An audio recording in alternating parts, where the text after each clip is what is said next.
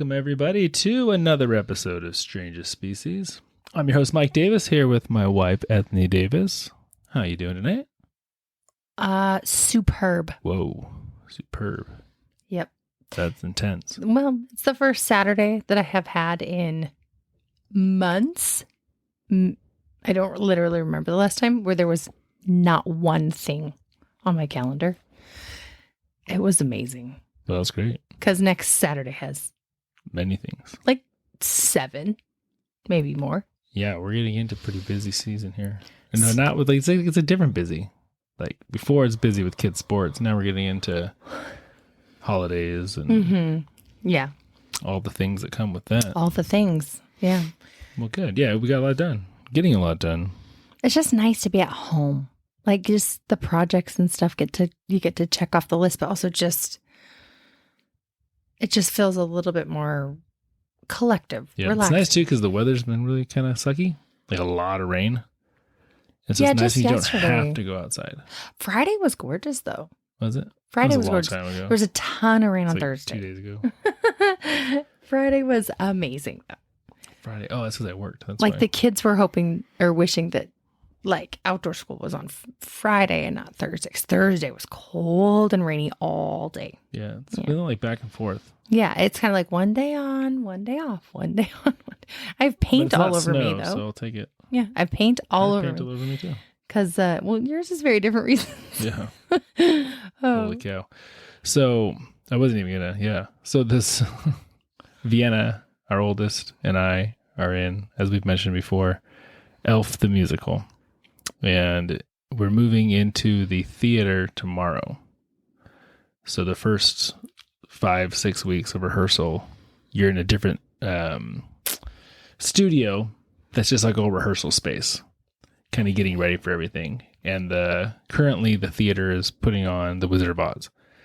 So now that is done, today was their last performance.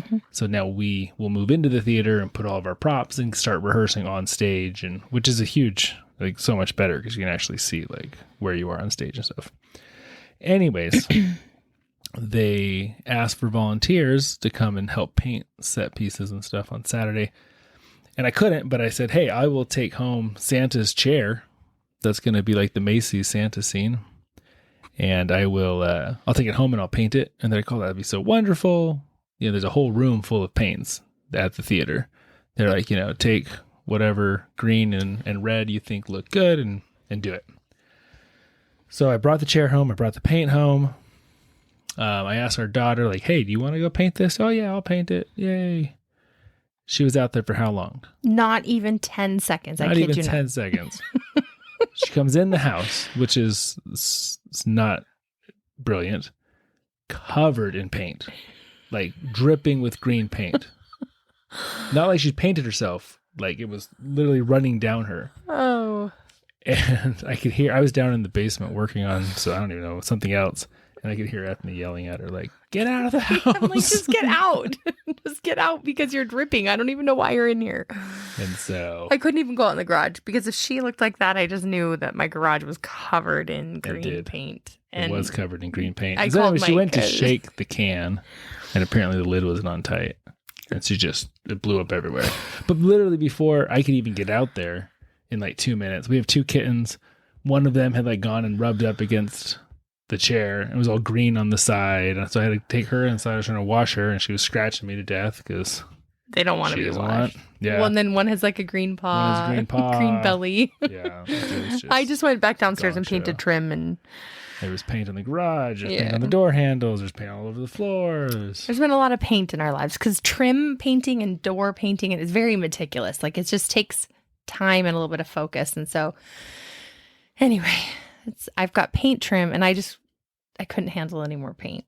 So I requested Mike's help out in the garage, and I never knew what it looked like before, and I don't ever want to know. It looks good now. I mean, you can still see green on the floor. A little bit, but not like big puddles of green. It's like the essence of green. And so our same daughter managed to slice herself incredibly well. Yeah, she did. Yeah. Like 6:45 in the morning. So that was an adventure. She's just been our adventure kid. Yeah, it's been a real winner there. Yeah. So, but we had a really fun day today, me and her. That's good. Yeah. I took the boys to Monster Trucks. Monster Jam. And we went to church and we loved it because it was just calm and quiet. Because imagining having 3 boys, never calm and quiet. But they're never calm or quiet. So I think Everett would be if there wasn't 2 other boys, you know. But anyway. But the monster trucks were big and loud. And so the boys seemed quiet compared to the monster trucks. Couldn't hear them. They kept trying to talk to me. I had my headphones in. Not headphones, but my earplugs in. And like, I can't hear you guys. So you're just like sign language. Just stop talking. Watch the big trucks.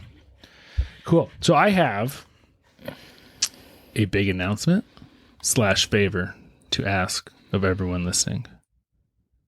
Are you ready for it, Ethne? I'm ready. I think I know what it is. You do know what this is. Yeah. Most of the time you don't know anything about what I'm talking about, but you do know what this is. I know what this is. So I am starting a YouTube channel as well. Totally separate from this podcast. But it will be very similar in nature to the podcast. I just want to experiment with YouTube as a platform, as a medium. So it will be different in the sense that it'll be just me. I'm not invited to this one, guys. Well, you were originally invited, and I got shut down really hard. No, that's not true. I wasn't invited to this one ever. Not to this one, but I wanted to put this podcast on YouTube. And I still said I would do it. You said you would do it yesterday after I got the other show already. After months of telling me, no, you would not do it. So yes, but with a caveat. So the YouTube show is going to be called Sapien. Sapien. Again, the subtitle is, I don't even remember the subtitle is, The Bizarre and Unusual. So very similar things that I will talk about. They will be much shorter. I'm guessing in like the 15-minute range. Like it'll just be me. I'm pretty goofy, so without Ethne to bounce things off of, I'm very curious to see how this works. But some of the topics will be similar ones, or even the same things we've covered here. Some will be different. Sometimes I'll do something on that channel, and then maybe down the road, it will turn out to be something on the podcast. I'm fairly confident Ethne will never go watch these, so she's not going to find out about future episodes. I will tell you if I have. Yeah. But my favor is this. I am going to... So the podcast always comes out Tuesdays at 10 o'clock Pacific time in the United States. I'm going to set my first episode of Sapien to come out pretty much at the same time. So this is my favor. Once you listen to this episode, please go and search for Sapien. Or Sapien? Yeah. No S. I don't believe so. She's looking at, I have a cool poster. Oh, it's just Sapien. Yeah, just Sapien. Because I'm by myself. Because I didn't have a partner. I got uninvited. Who's now uninvited. But I would love you to go and watch it. Now, here's the thing. Even if you don't like it, that's fine. Just watch it so that YouTube's algorithm says like, oh, wow, people are clicking on this. Even if you don't want to listen to it, just let it run in the background for the full length because that helps. And give it a thumbs up. And most importantly of all, comment something. It can be anything like, wow, that's not what I thought you looked like. Or I'm commenting like you said to. I was picturing you with black curly hair. Something like that. Actually, it's funny. I've got one of my favorite podcasts that I've been listening to for like 15 years. It's called Mysterious Universe. Super good. 2 guys out of Australia. They just started putting their podcast on YouTube video-wise, maybe since this summer. Never in all these years had I seen what these guys look like. So in my brain, like I have pictures of what they look like, but obviously it's just based off what I don't even know what. And so now that I've seen them, it's like, oh, that was not them at all. But now that I listen to it and I know what they look like, it's fine. But it's just funny how that works. Yeah. That's interesting. I will post a link to the YouTube video as well on our stuff on Instagram and our Facebook page and all those things. But yeah, I would appreciate it. And listen, if you like it, great, subscribe and there'll be more coming out. If you don't, then at least just do that one for me. and I would appreciate it. Just the first one. So is that this Tuesday? Yeah. Okay. You're already ready, huh? No, but I will be by then. Okay. I do better if I put myself under a little bit of pressure. Perfect. So let's get into today's story. We're done with October. And creepy and gross. Yeah. And we're back to just regular, good old, strange Weirdness. stories from humanity. So today we're actually going back to World War II. Okay. We've been there once or twice before. Yeah. Yep. Do you know what we're talking about today from World War II? No. No, you do not. I have no clue. We're going to talk about the Battle of Itter Castle. Itter? Mm-hmm. I'm sure that's not how you Castle? pronounce it. Yes. Itter. Itter. It's in Austria, so Oh, yeah, that sounds right. Itter Castle. there you go. Yeah, German. Can you tell me about it? I have no idea. Not a clue. Oh, that's too bad. That it's fun to say. Short-lived podcast right there. Yeah, that's the So, whole point, right? This is a castle that was built in scenic, beautiful Austria. I've never been, but I hear it's nice. Someday. Back in the 13th century, which is either the 1200s or the 1400s, but I can never remember. But it's definitely not the 1300s. So We're in the 20. I thought you said this was World War II. Well, it was built back then. Oh, it was built back then. I'm sorry. Somehow I missed that. Okay. Focus. So it went through lots of, ups and downs being a castle. Do castles go through ups and downs? Oh, yeah. It's a... What does this mean? It's an emotional nightmare being a castle. People are sieging you. People are abandoning you. Gotcha. The upkeep. It's cold and it's cold. drafty. Yeah, it's not easy being a castle. Okay. They're very glorified, and Disney makes them look all great, but really they're pretty. I feel like I would Pretty still want to rough. go see them. Sure. And I want to be in them. Sure. Just know. Sure. My sister's been all over Europe, and she's been to the one on the hill. Yeah. It's The very Disney castle. no, The famous is it? German one. Maybe it's don't very know. picturesque. Yeah. Yeah, it's gorgeous. Someday. So, anyways, there was a castle for a long time until the 1880s. Okay. It was remodeled, we'll say, into a private residence for a famous pianist. You can Piano player. remodel castles into a normal residence? Sure. I guess. How? I don't know. Okay. Yeah. And then it was kind of that for a little while until 1938, when Austria became part of this little thing known as the Third Reich. Okay. You ever I've heard heard of of the Third that. Reich? Yes, I've heard of the I know Third you Reich. have. That was a rhetorical question, people. She's definitely heard of the Third Reich. Yeah. So, in consequence of that, though, Itter Castle became property of one Nazi party. Itter Castle. Itter Castle was now part of the Nazis, Perfect. where it was rebranded from private pianist residence to high-end prison. Wait, did the pianist just get kicked out? No, I mean, we're talking, this is The pianist was 70 already, years later. so it was already empty. I don't know what it was. So it was a high-end prison. This Yes. means really fancy people go there? Correct. Oh. Not even necessarily fancy. But yes, it was an kind of the upper crust. So maybe people who still held a lot of value to the Nazis.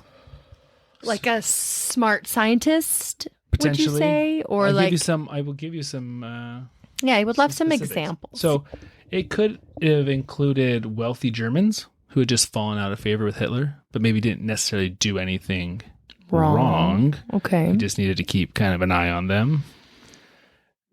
Senior political figures from other countries, Gotcha. or famous people in general. Your local German celebrities or Austrian celebrities. Yeah. Maybe a Schwarzenegger. But Schwarzenegger lives in the States. Well, not him, but maybe his ancestors were famous, bodybuilders too. Maybe. Maybe, I don't know. Yeah. So, in this prison in Itter Castle, there were no uniforms. There was no forced labor. More like a prison, it was like being under house arrest in a really nice hotel with yummy food. Doesn't sound so, it wasn't bad. terrible. I mean, I feel like There I were would some want to go couples that there lived there. if I had a choice. I mean, compared to a concentration camp, yeah, definitely. For sure. If I had the choice, that's where. But there were guards. They couldn't leave. It was definitely Right. a prison, but it was upscale. Upscale prison. Yeah. I like that. Did they get their own room? I do believe they had their own rooms. It's a big castle. Yeah. I mean, I'm not 100% certain about that, but I Right, believe but I'm they just had their own thinking, rooms. like, what would a pianist do with the whole castle? Probably play the piano. Have like 7 pianos, one for each bedroom, Yeah. tuned slightly differently or something. Makes sense to me. Sure. So, 1945. The end of the war. Yeah, so in the spring of 1945, the war is about to end, Mm-hmm. and there are 14 prisoners in Itter Castle at this time. Okay. I will tell you who these 14 are. Okay. There are 2 former French prime ministers, Okay. 2 French generals, 9 French resistance fighters, and 1 Wimbledon tennis champ. Oh. Wimbledon is Britain. Like a British Britain. So everyone's French except for this one British person. Yeah. Okay, Wimbledon. And why is the Wimbledon person in there? I have no idea. Okay. Seems very Maybe he beat a German. German. Okay. Okay, interesting. Your dad will like this episode. Yeah, he loves will. tennis. We need to send this to him. So, that's who's there in 1945. Now, at this point in the war, it's very clear that Germany is going to lose. But they're not going down without a fight. So the famous concentration camp Dachau is pretty close to Itter Castle. Dachau? Mm-hmm. Okay, I feel like I've heard of that too. Yeah, you have. And so it had just been liberated by the Americans. Okay. And so it was definitely like the writing was on the wall. The war is coming to an end. Germany is losing. The Red Army is coming in from the east. The Americans and the British are coming in from the north and west and south. And everyone's pinching down on Germany. And so at this point, once Dachau falls, the guards of the castle all flee. They're like, forget this. We're They out. flee Itter Castle. Yep. Okay. So the prisoners essentially are free. There's just one small problem, because normally you would think that would be good news, right? Well, Like if you're in jail and then everyone who's guarding you runs away, yeah. be like, well, I guess I'll leave I'll leave. But they couldn't. because they didn't have transportation. Well, they were surrounded by Nazi SS units everywhere, like all in the towns all around them. Oh. And the Nazi SS units were taking out anybody they could with them on their way out. Whoa. And so they weren't really free, because if they left, they'd just get murdered by So the Nazi did they almost army. use the castle as like a barricade to protect themselves? Yeah, so what would you do? That's the question, Yeah, right? It's that's like, what okay, we're free, but we're trapped. We can't go anywhere. Arm myself and stay inside. Draw the moat. So the cat or the gate. So the moat. So the moat had been drained. Hmm. I'm just kidding. There was no moat. There's no moat. So you couldn't do the moat thing. Oh, okay. Well, that's what I picture when you say castle. Like I picture a moat. Duh. As one would. Yeah. This is a lame castle. This is a lame castle. No moat at this castle. If you ever buy me a castle, it has to have a moat. I wanted to put in a pond to swim in our backyard, and you said no. I did. That's different than a moat. But we also don't live in a castle. We live in a house. Whatever. So it's very different. Whatever. I don't want to live in a castle. Very drafty. Yeah. Just seems cold. Yeah, I think the whole made of stone thing Yeah. with Just- no insulation Right. or bathrooms. Yeah. I mean, I'm sure they've modified it, right? Yeah, I mean, they remodeled in 1880. Yeah. So these guys they do exactly what you do, or what you said. They decide, okay, let's hunker down and prepare to fight. And there are definitely German soldiers. It's not like they can just sit there forever and wait the war out. The Germans are at some point going to come and finish them. My other question to you is, how are they getting food in? Like, if everyone leaves, that is sustaining the prison castle, they leave. I mean, I'm assuming there's not more food coming in. Yeah, so they actually turned to cannibalism, and they started eating each other. Michael, I think you're just so full of it. Yeah, I don't. That's a great question. The story didn't get into the food delivery services of the castle. I think that's a pretty serious issue because if you can't go to the grocery store, right? What are you going to do? Yeah, maybe there was. Well, I don't know what grocery stores were like in the 1940s. They probably had a pretty big, storage. Here's a pile of potatoes in here, but I also don't think this is a drastically long amount of time. Oh, okay. So they decide to kind of hunker down. Yep. Okay. And prepare to fight because they know at some point the SS are going to come through and kill them all. Okay. Because that's just what you do during war. Totally. But they also know that only having, 2 generals, 9 fighters, a tennis champ, and 2 prime ministers, it's not the greatest army in the world. Ooh, maybe they challenge him to a tennis match. That would be awesome. That's not where we're going, but that would have been awesome. They played himself for freedom. Okay. No. So they decide that they need to do something, but they need to go get more fighters. They need reinforcements, right? How do they do this? Well, that's a great question because none of them can leave. Right. Because they don't speak German. They don't speak Austrian. They send a telegram with a bird. That would be good. They didn't think of that. Or they did and it didn't work. It's so hard not knowing what's happening. I'm trying to guess. I'll just keep letting you talk. Sorry. No, I like the guessing. That's the whole point. Okay. But they come up with a pretty good plan, actually. Okay, I can't wait to hear it. There is a man by the name of, I'm sure this was not his name, but I'm going to give you my best pronunciation of his name. This should be good. Zvonimir Kuchevich. Kuchevich. No, that's an extra. Anyways, Zvonimir. Zvonimir. There are not a lot of English words with a Z and a V next to each other. It's just funny because every time you say it, it's very different. Yeah, I told you. That's okay. Should we call him S-Man? No, we're calling him Zani. Zani, okay. Zabran. Like Zabran. Okay. Yeah. So Zabran was a local handyman that had been hired by the Germans to kind of take care of the castle. He was a local, but I don't really know how this works. He was a Yugoslavian, but obviously he was local enough that the Germans hired him to work on the castle. Okay, interesting. Yeah. Okay. So he'd been there, they're like, oh, toilet's plugged. Call Zabran. Or... Zabran? Yeah, the drawbridge is broken. I thought you said there wasn't a moat. Well, you can still have a drawbridge without a moat. Well, what's the point? The whole point of the drawbridge is to get over the moat. It's like a bridge over the moat. Okay, well, maybe it's just like maybe it's not a drawbridge. Maybe it's just like a gate, one of those ones, that comes down. Yeah, up and down. Yeah, that's different. Yeah. I don't know if they had one of those either. This is very important stuff. But Zabran was, because he was a Yugoslavian, he also didn't like the Germans.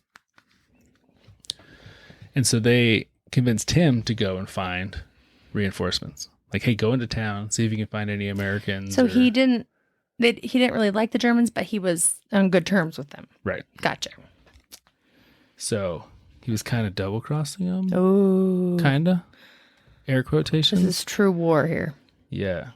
So Zabran goes into the town of Innsbruck, Austria, obviously, where he finds American Major John Kramers. And he has a division of soldiers, and they are more than happy to come to the aid of those at the castle. Okay, so, yeah, let's go kill some Germans. Let's go. Let's do it. Yeah, some Nazis. The problem is, as soon as they try leaving Innsbruck, they get attacked by Nazis, and the fires, the battle's so intense that they never get out of there. Mm. And so, I don't know if Z-Man ever makes it back to the castle to tell them, or this, after a while, no one shows up, and so they have to come up with a plan B. But Major Kramers and his American soldiers never make it to the castle. Okay. So, it's time to come up with plan number 2. What do you do this time? What do you do? I'm still saying fly a bird with a note. Yeah, there were no birds this part of Austria. There's no birds anywhere? There's no birds. Okay. So that wasn't going to work, obviously. Obviously. It just seems like it fits like a fairy tale, castles. And this is war. This isn't a fairy tale. Birdies flying. This is true. This is true. It's very serious stuff. Jeez. Get with the program over here. This time, they send out the prison cook. Okay. Andreas Krobot. I think he was from Switzerland. Could be making that up. Okay. Anyways, to try to find help. He hops on his bicycle. Sounds right to me. He bikes to another different town nearby of Virgil. Virgil. Spelled with the W, obviously. Virgil.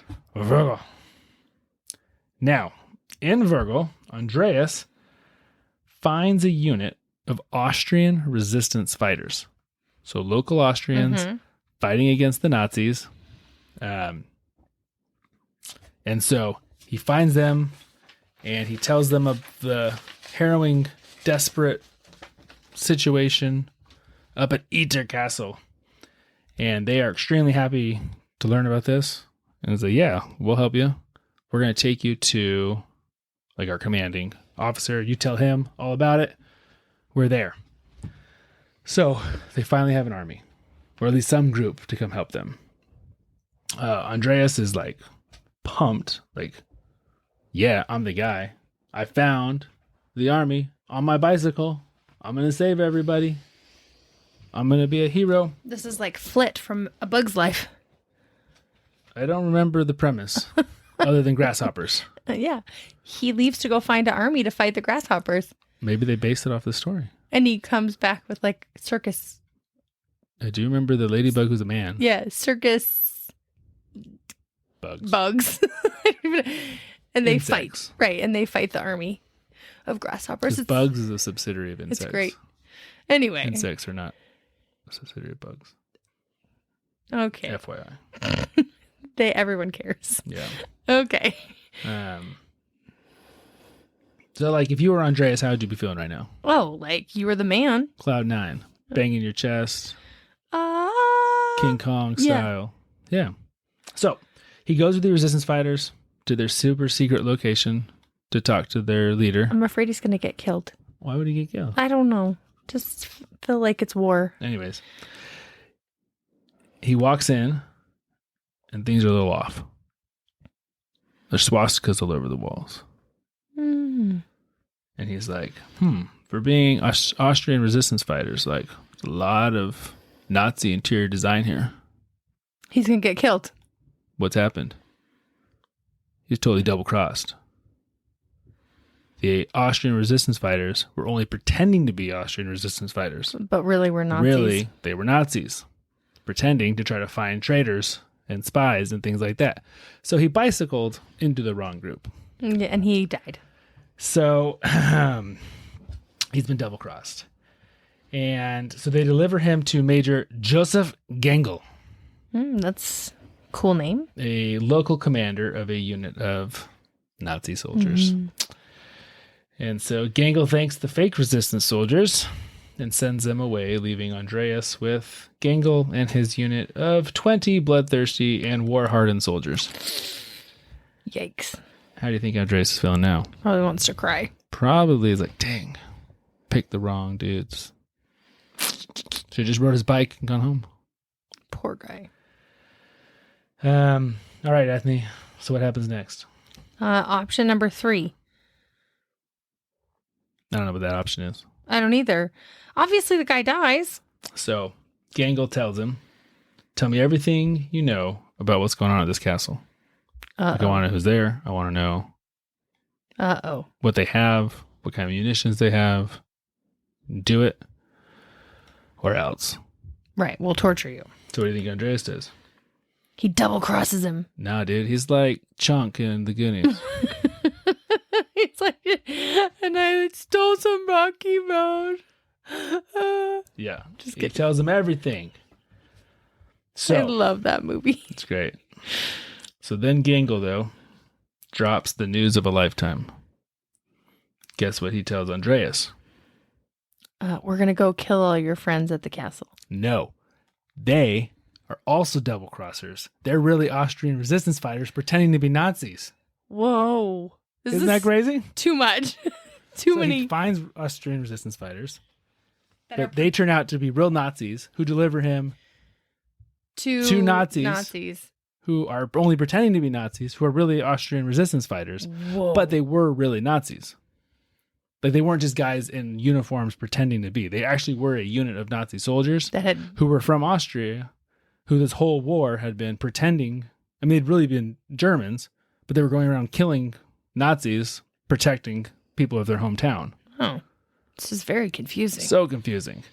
So Joseph Gangle now tells them, like, no, I'm actually on your side, and we're going to go help. How do you trust anyone? Well, at this point, I don't think you care, right? You're just It's either, like, okay, I'm not you're dead. the enemy, or I will believe you. Right. That's true.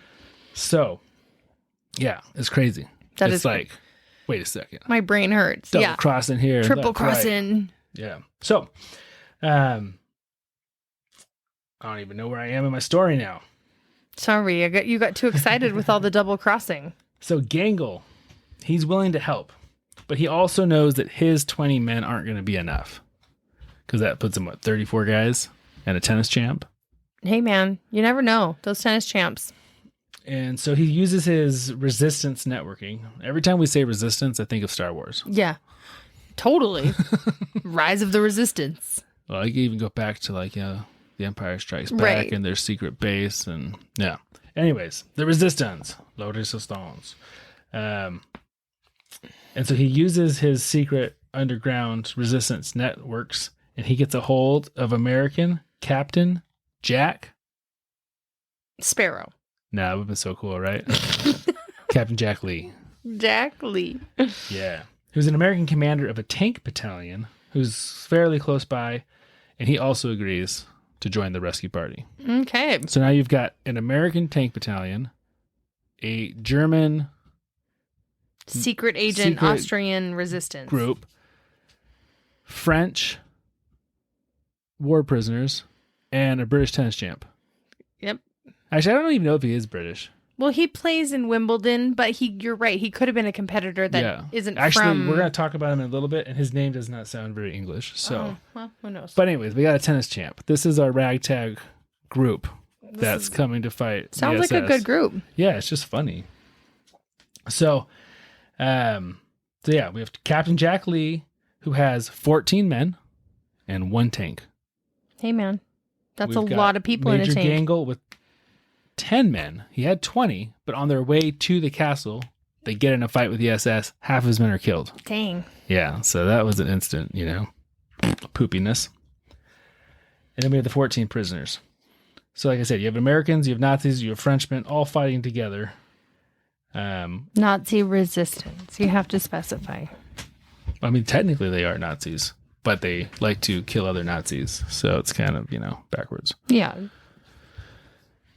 Anyway. Anyway, May 5th, 1945. They're all there.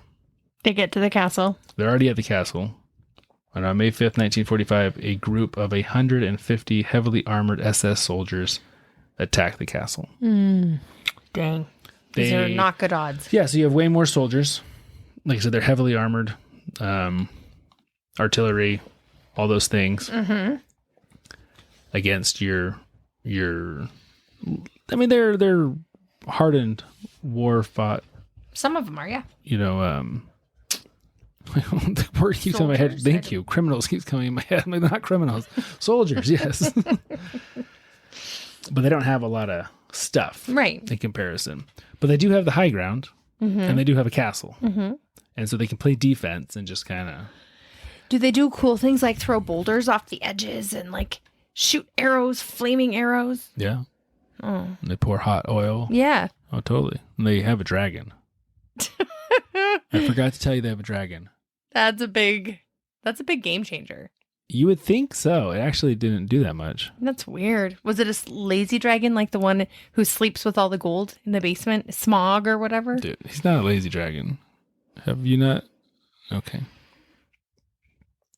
He is a wicked bad dude, man. He was lazy when I saw him. He was in the treasure just sleeping around.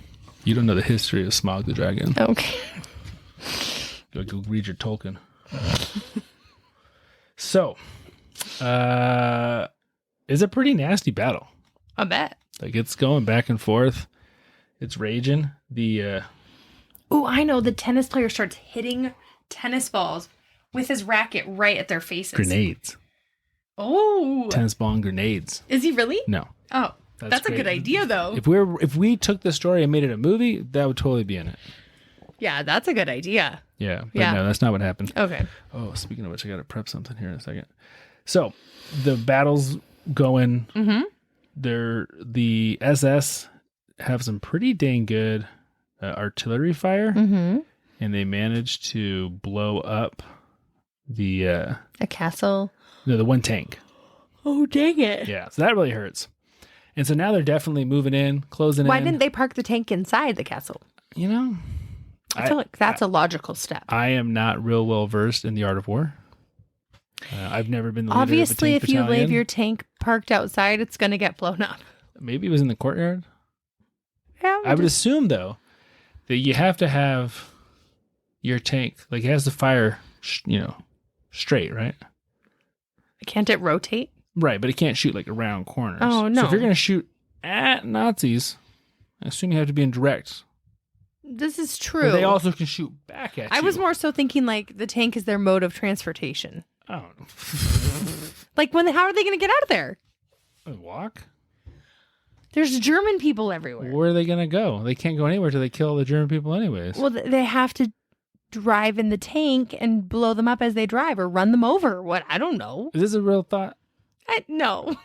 Like, I have no all, idea. Let's put 40 people in the tank? Yeah. And just drive our way out? There's 40 people I forgot about in one tank. Okay, never mind. Okay.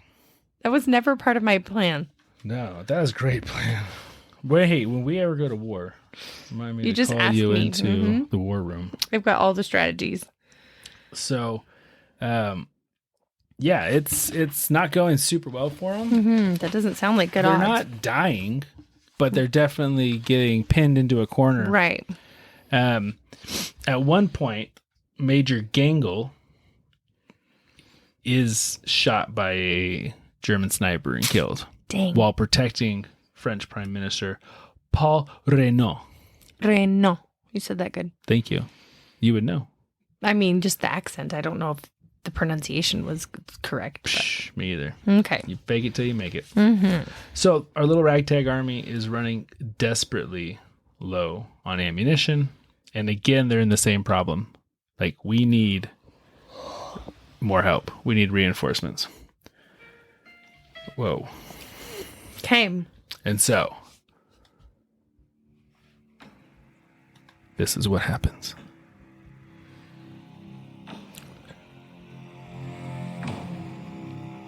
Do you hear it? I mean, The song came out of the heavens over everyone.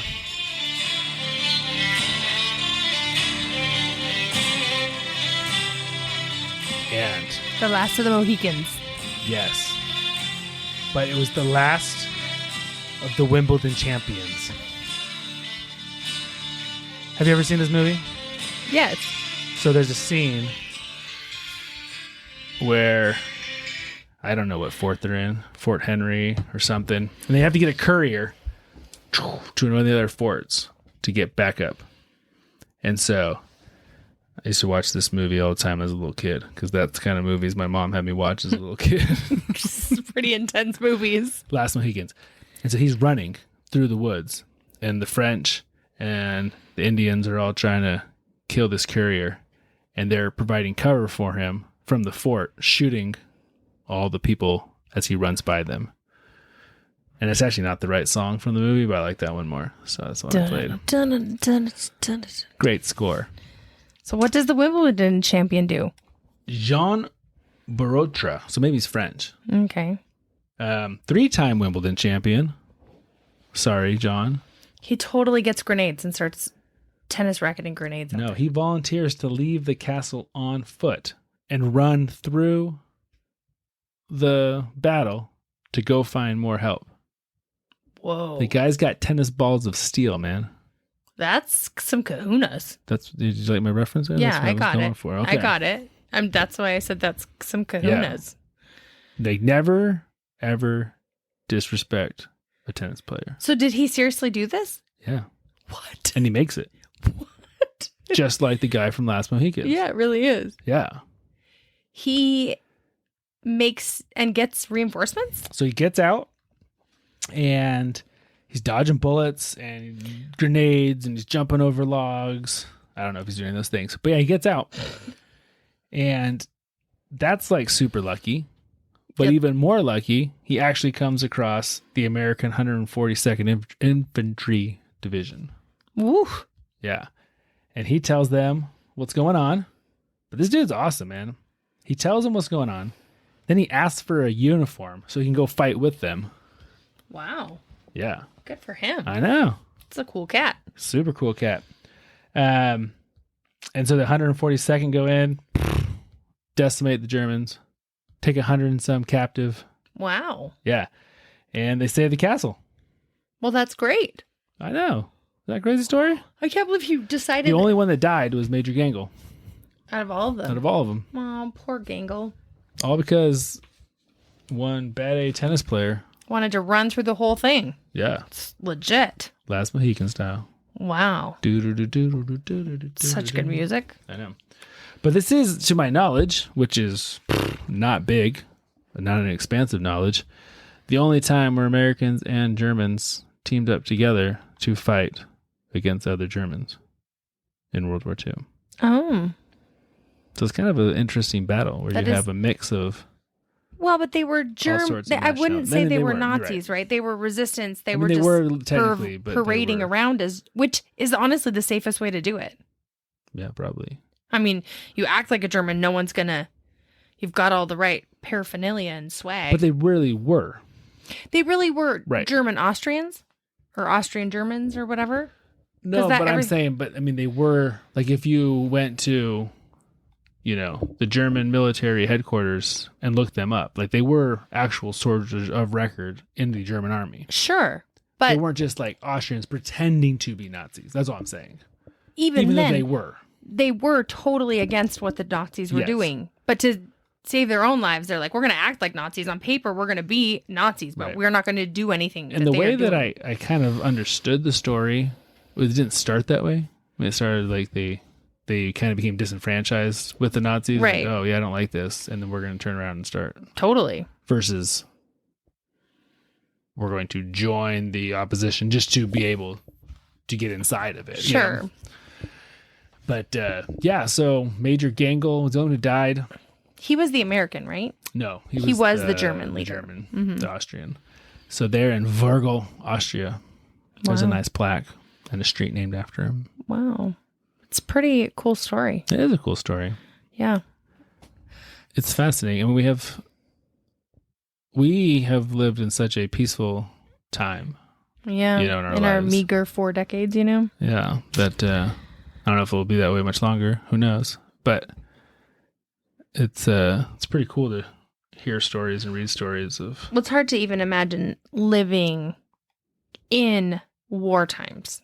You know, like what that even psychologically, emotionally does for even the people back home that aren't actually fighting in the war. You're still hearing about it, contributing to it, like your country is a part of it. You're rationing things. You know, we don't know anything about that. No, and I really wonder if we ever will. Like, even if we go into a World War III with all the craziness happening in the world right now, you know, we don't fight the same way as we used to fight. That's true. I was listening to, who was I listening to? I don't know. I listen to a lot of people. Not that any of them know anything, but I like to listen to a lot of different, you know, perspectives and things. And they were talking about, I think it was Peter Zine who I was listening to. Anyways, how, you know, the U.S. Navy has spent all these, you know, billions of dollars on these aircraft carriers and this and that, and how it's the biggest, best Navy the world's ever seen and still is. But how you know, with the attack of Hamas on Israel, you're finding like, okay, that's great. Israel had all this high-tech stuff, then they got broken down by like $200 drones made in someone's garage, and that was able to counter, you know, this high-tech $1 million industrial military industry there. But then he said, you know, you look at our Navy and you think we've maybe gone the wrong way because war's shifting now. But how no, we'll still use these same things. We'll just launch, 100,000 drones off of it instead of troops. Yeah. And so it's just fascinating. But the whole point of that being, I don't know what it takes to make 100,000 drones versus tanks and missiles and ammunition. And, it's just the technology has changed the landscape and format of war so much. Sure, but I still think if we're fully into it, your country and your nation's going to feel it. Oh, definitely. In different ways. Whatever that looks like, I don't know. Yeah. No, it definitely will. I'm just curious if we ever got thrown into that kind of situation again, what would it really feel like? Yeah, I don't know. Comparatively to the way it did almost 100 years ago. Yeah, for sure. Well, that was very interesting. Yeah. So we are back with kind of more stories like this. Yeah. I don't know what we'll do next week, but I got a whole list. All right. I'll pick one. Sounds good. We'll go with it. If you can, now that we are finishing up right now, go to YouTube, look up Sapien. I think I know what I'm going to do it on. It's going to be really soon here that I have to do it. And I think it's going to be on one of our earliest episodes you and I did. I think I might do, I can't think of his name right now. Is it Tomoyaki? Oh, Tomoyaki? I don't remember. But the Japanese game host guy? Because the vast majority of our audience has not listened to that episode. Oh, yeah, you need to do that one. It was so good. So I might do that on my own, a little truncated version. That'd be fun. Yeah. So, please go check that out. Biggest thing of any, obviously, if you like it, subscribe to it. If you want to listen, it'll be very similar in topic essence to this. Biggest thing though, please give it a thumbs up and make some kind of comment on it. YouTube loves comments. The more that people are engaged with the videos, the more they get shared. So, all right. Comment. I don't care what it is. Thank you. Okay. That's very sweet of you. I know. All right, everybody. Hope you had a wonderful week. Have a good upcoming week. And we will talk to you next Tuesday. Yeah, sounds good. All right. Take care. Bye-bye.